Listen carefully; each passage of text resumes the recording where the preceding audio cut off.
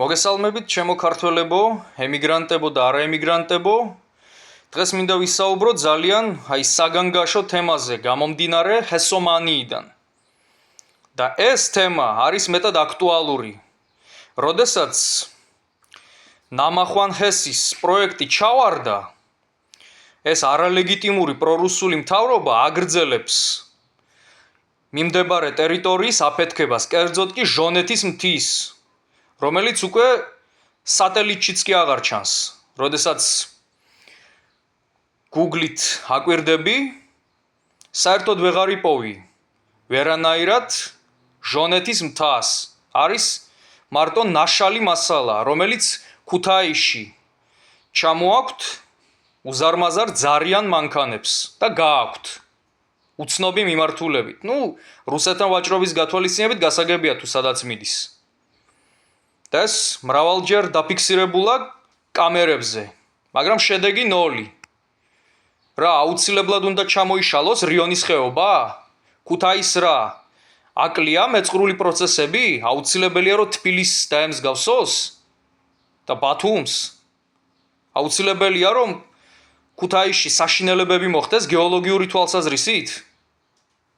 მე მინდა მივმართო გეოლოგებს და მეცნიერებს, როგორიც არის ქალბატონი ნინო ჩხობაძე, რომ უფრო მეტად მიეხედოს ამ საკითხს და ყველა ტელევიზიას მინდა მივმართო, რომ გაშუქდეს ეს საკითხი.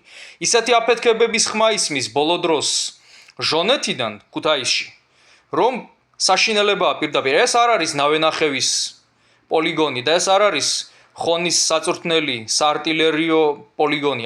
არავითარ შემთხვევაში არც აღმოსავლეთიდან მოდის აფეთქებების ხმა და არც დასავლეთიდან, პირდაპირ ჩრდილოეთიდან და ჩრდილოეთით რა მდებარეობს, კარგად ვიცით. მიეხედოს რა ამ საკითხს, რა ძალიან გთხოვთ ქართველებო. მიეხედოს რა. გვეყო ეს მეწყრული პროცესები. მთების ჩამოშლას რაც მოყვება, ხო ვიცით რა.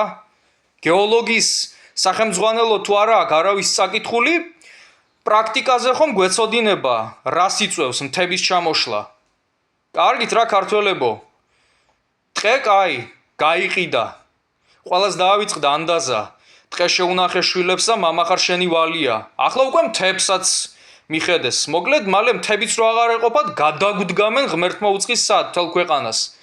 დრო ხმა ამოიღოთ და შეწყდეს ბუნებაზე ექსპერიმენტები, თორე მალე წყალიც დაშრება და უდაბნოდ იქცევით. უდაბნოდ. ერთ დროს მდინარეთა ქვეყანა გადაიქცევა სასტიკ, უწყლო უდაბნოდ.